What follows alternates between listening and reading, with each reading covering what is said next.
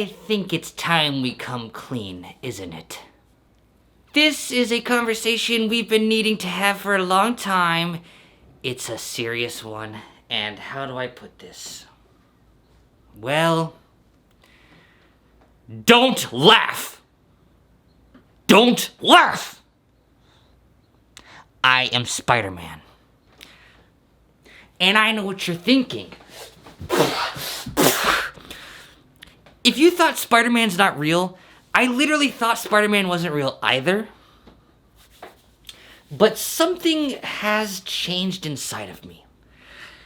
And basically, I saw the new Spider-Verse movie, Spider-Man Across the Spider-Verse.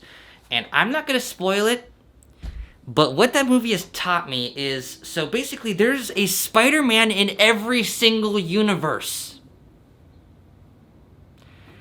As someone who's been a fan of Rick and Morty my entire life and has put a lot of thought and energy into the concept of the multiverse and the metaverse and the Spider-Verse, everything kind of started to click. And it was honestly a really traumatizing experience watching Spider-Verse because Miles Morales, the Spider-Man of the Spider-Verse universe in the movie, he lives in Brooklyn. Check. So do I. He's Latino. Check. So am I. He's hanging out in freaking, I'm not going to dox myself, but literally where my house is. He's just hanging out at my house. That to me was already like, something felt actually sick while I was watching that movie. I felt sick. Like I was reading the sacred texts of how the universe works. And then it happened. In the new Spider-Man movie, I was already feeling a deep connection to the Spider-Man canon. We'll talk more about what a canon is later. And then they actually have a punk Spider-Man come onto the movie. They have a punk Spider-Man named Hobie. Whenever I looked at Hobie, I don't know how else to put this, but it was looking into a mirror.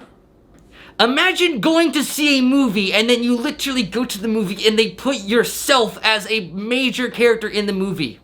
After all these weird connections about your direct life, one thing after another in the movie.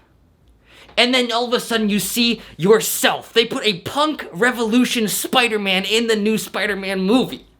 Think about what that does to a person's psychology. Think about when I left the movie theater, what I was thinking all day, every day, about how there's an infinite amount of universes.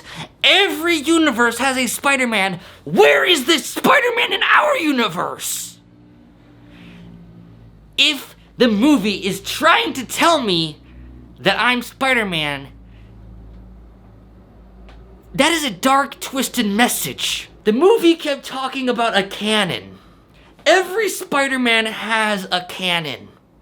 A canon is a device that shoots plot points. Every Spider-Man has a canon. I believe I am Spider-Man of our dimension in the universe. In our universe. It's not funny to be Spider-Man. It's a real thing. Because every Spider-Man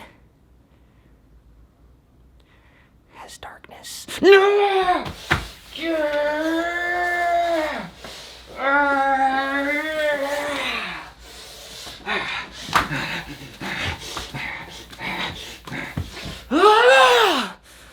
But you must harness the good inside. So what am I supposed to do?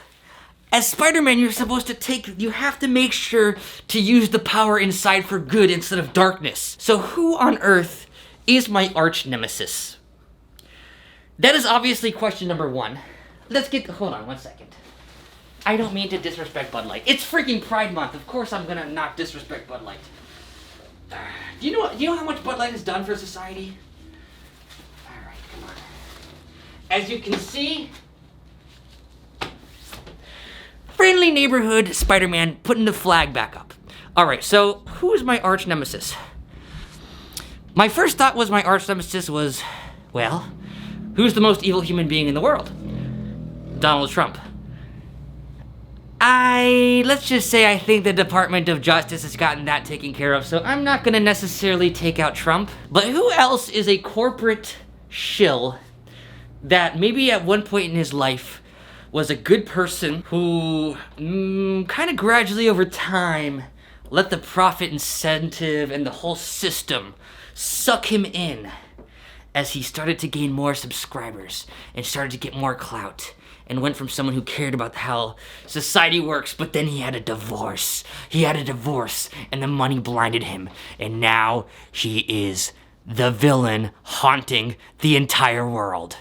I believe I was put as the Spider-Man in this universe to take down Anthony Fantano.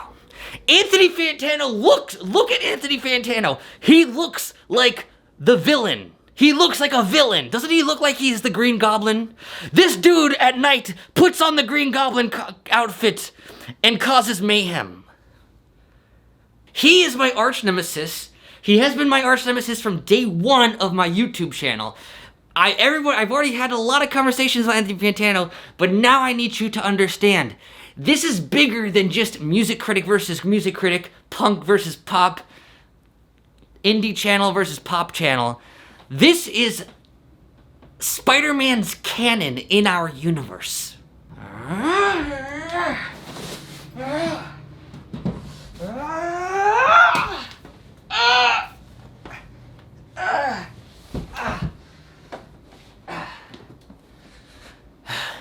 By the way, I made a spider bite me. Well, I didn't make it bite me. It didn't have to. The point is I'm Spider-Man.